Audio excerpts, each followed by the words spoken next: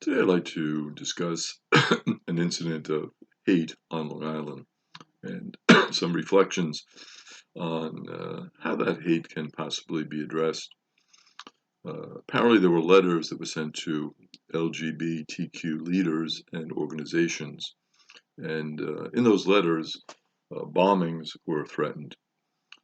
Also, was threatened a mass shooting that would make the Pulse nightclub that happened in Orlando in 2016, where Omar Martin killed 49 people and wounded 53 others at the gay nightclub, the Pulse nightclub. According to the letter, it would make that attack look like a cakewalk. So naturally, when you get letters like that, it gets your attention. Apparently, the letter writer was Robert Ferring, a 64-year-old gentleman, and he was charged with making threats through the U.S. mail, which of course is illegal. Robert is a retired Bayport High School teacher. He was also a band director at the school and a track coach. For his offense, he faces up to 5 years in prison. Glenn Obadine, who is the defense attorney for Mr. Ferring, says that he is struggling with poor health. So there might have been some underlying issues that caused him to reach out in this way and write these letters. There were 60 letters that were posted between 2013 and 2021. So this was an ongoing agenda on the part of Mr. Ferring that lasted over several years. Also found in his residence were 2 loaded shotguns, hundreds of rounds of ammunition, 2 stun guns, an American flag with that was made into like a machete. So it's the flag had the machete pattern, and an envelope addressed to LGBTQ affiliated attorney containing the remains of a dead bird. Also 20 gay pride flags that appear identical to those stolen in Sayville last summer.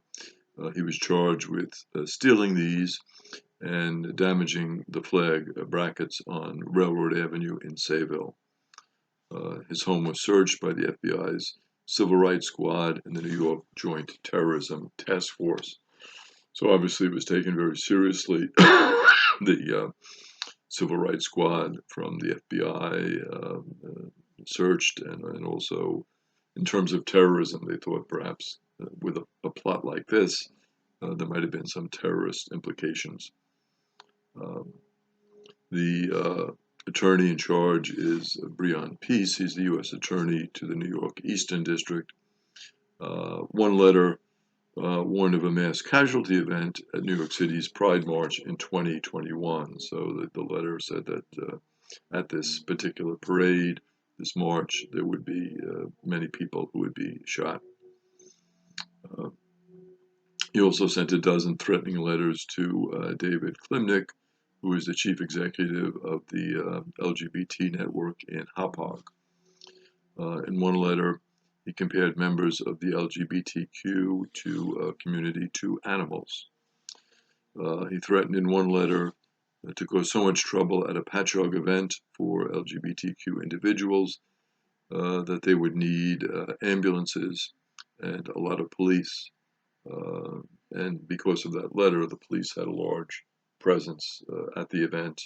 And apparently because of that large presence by the part of the police, the violence that was threatened did not occur.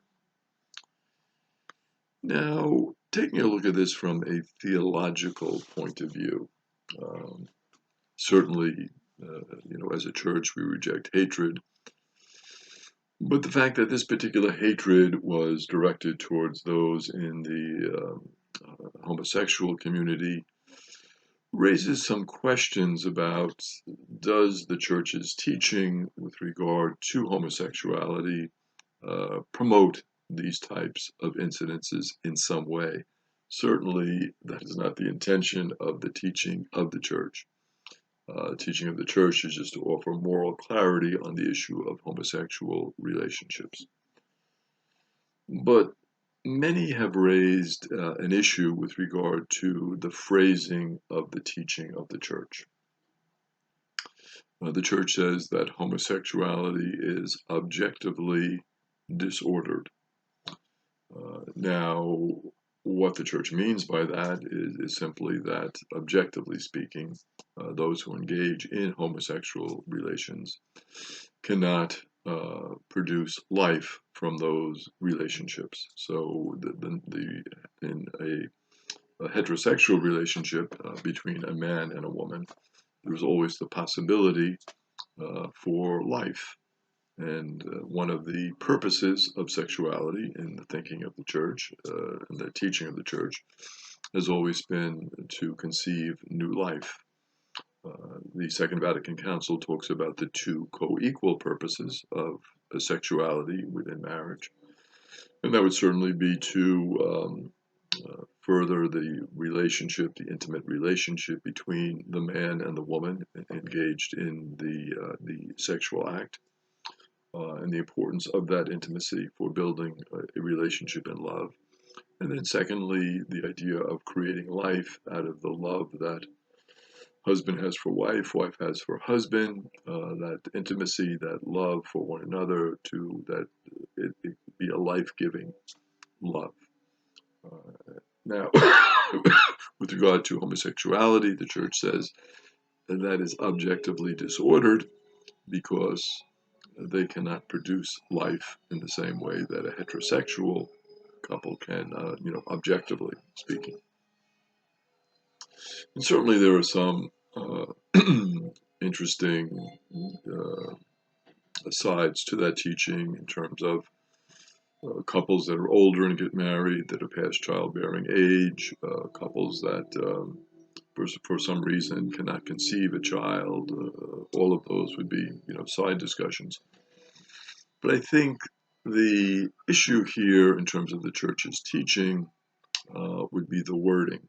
Uh, People say, well, objectively disordered sounds a little harsh. Certainly it's understandable, it's logical, it's a certain way of expressing.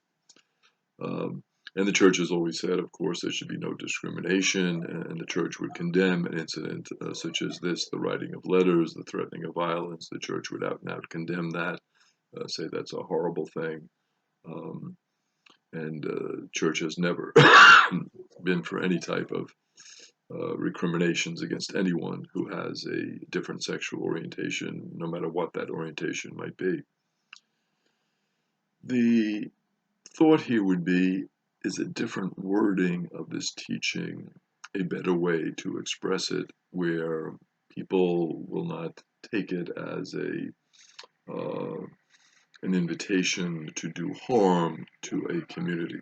Certainly the church doesn't mean it that way, but when you say objectively disordered, some people might get the idea, well, if they're disordered, we have to stop that, and we have to intervene, and we have to do it no matter what. We can't allow them to, be in public and have parades and demonstrate publicly because they're objectively disordered. So the thought would be, perhaps if the church changed the wording and talked about the idea of creating a new life, that something like in a homosexual union, there can be no creation of new life in the same way as in a heterosexual union, people might accept that teaching in a better way than with the phrase objectively disordered. So the suggestion is made to maybe, look at that as a church community, discuss it, and see if we can do everything in our power, at least to reduce hate. Certainly, we have never encouraged hatred in the teaching, but sometimes people get the wrong messages from a teaching. So maybe this is something we should look at, discuss, and see if there's a better way to phrase that teaching.